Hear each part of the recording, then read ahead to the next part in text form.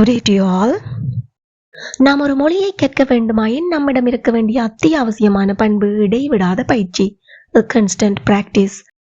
அந்த வகையில் நாம் தினமும் 10 வாக்கியங்கள் தமிழிலும் அவற்றை எவ்வாறு ஆங்கிலத்தில் பேசிடலாம் என்பது பற்றியும் பார்க்க போன்றோம். நீங்கள் செய்ய வேண்டியது என்ன?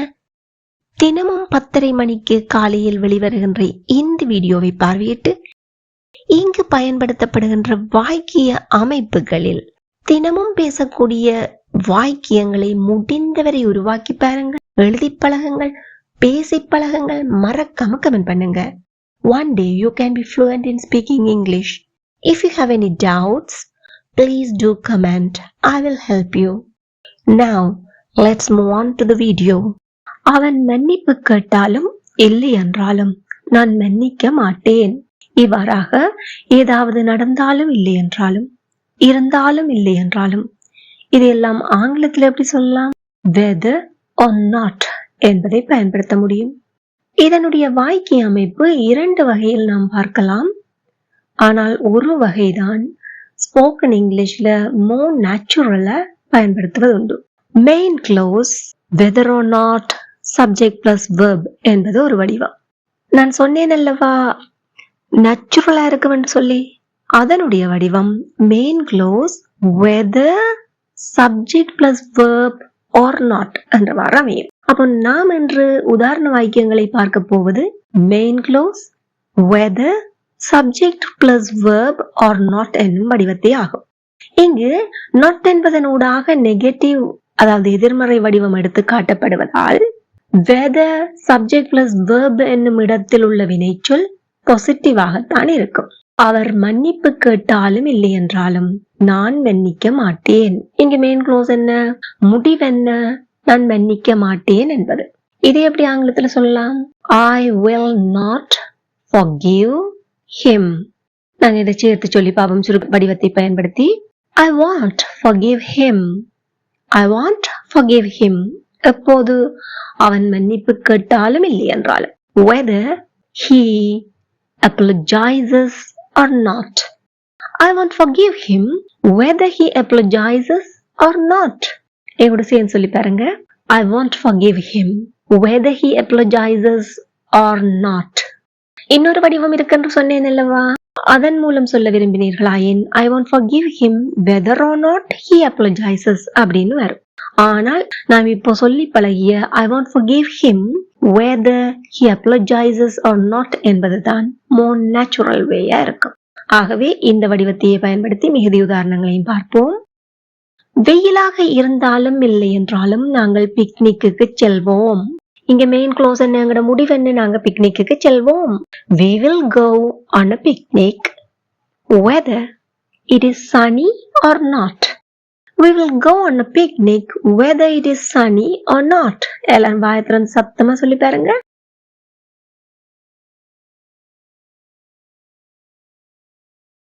Very good.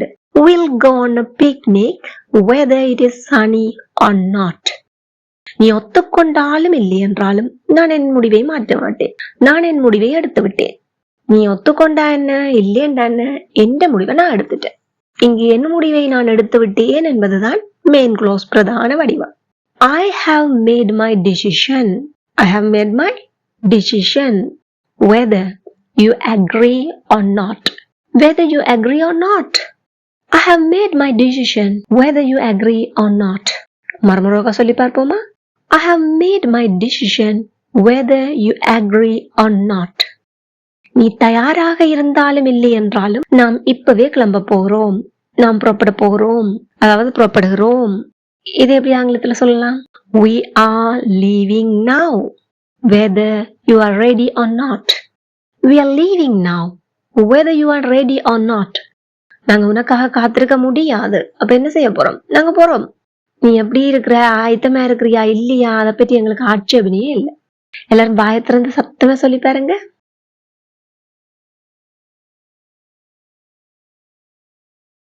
Well done. We are leaving now whether you are ready or not. உனக்கு புரிந்தாலும் இல்லை என்றாலும் இதுதான் விதி. நீ அப்ப புரிஞ்சு கொள்ள வேண்டியது உன்னுடைய கட்டாயம். புரிந்தாலும் இல்லை என்றாலும் விதி இதுதான். அதான் நீ ஃபாலோ பண்ணி ஆகணும். This is the rule. இதுதான் விதி. Whether you understand or not. This is the rule. Whether you understand or not. எங்கூட சேர்ந்து வாயை திறந்து சத்தமா சொல்லி பாருங்க. This is the rule. Whether you understand or not. நீ என்னை நம்பினாலும் இல்லை என்றாலும் இதுதான் உண்மை. Please comment your answer.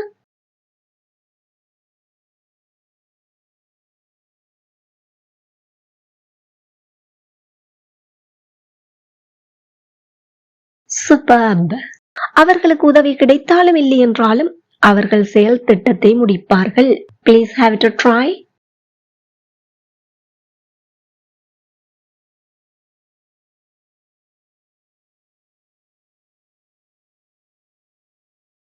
Splendid. நான் தேர்ச்சி பெற்றாலும் இல்லை என்றாலும் நான் சிறந்த முறையில் முயற்சித்தேன். அதுதான் நிஜமானது. Please comment it now.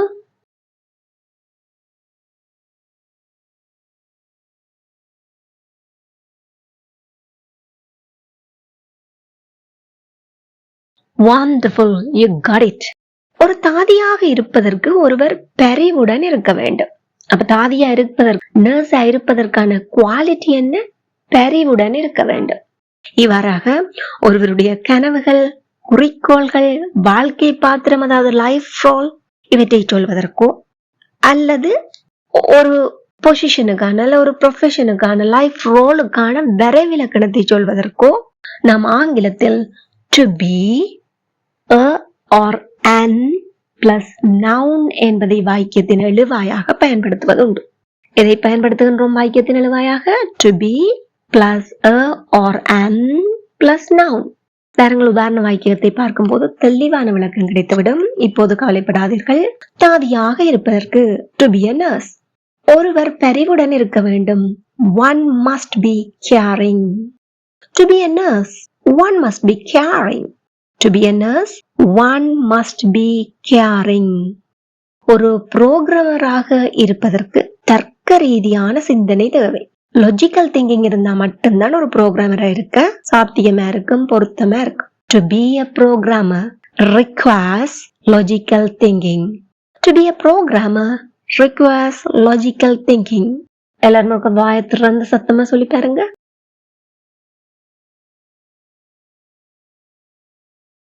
Bravo! To be a programmer requires logical thinking. ஒரு தாயாக இருப்பது ஒரு ஆசீர்வாதம். எல்லாருக்கும் அந்த வாய்ப்பு கிடைச்சிடாது. To be a mother, தாயாக இருப்பது. To be a mother is a blessing. To be a mother is a blessing. ஒரு யூடியூபராக இருப்பது அவனது கனவு. To be a YouTuber is his dream. To be a YouTuber is his dream. எல்லாரும் வாயை திறந்து சத்தமா சொல்லி பாருங்க. Very good. To be a YouTuber is his dream. ஒரு விஞ்ஞானியாக இருப்பது அவனது குறிக்கோள். To be a scientist is his goal. To be a scientist is his goal. எல்லாரும் சத்தமா சொல்லி பாருங்க. Well done.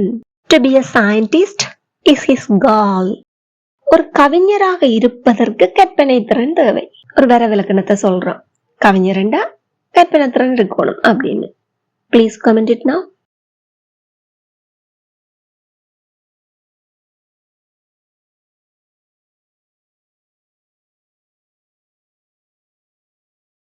Fantastic.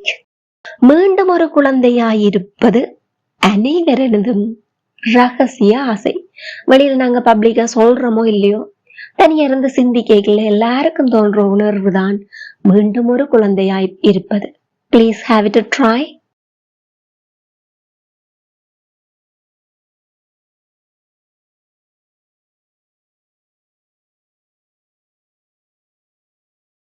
Wonderful. ஒரு வெற்றியாளனாக இருப்பதற்கு நீங்கள் ஒருபோதும் கைவிடக்கூடாது. எப்பயுமே கிவ் அப் பண்ணக்கூடாது. Please comment it now.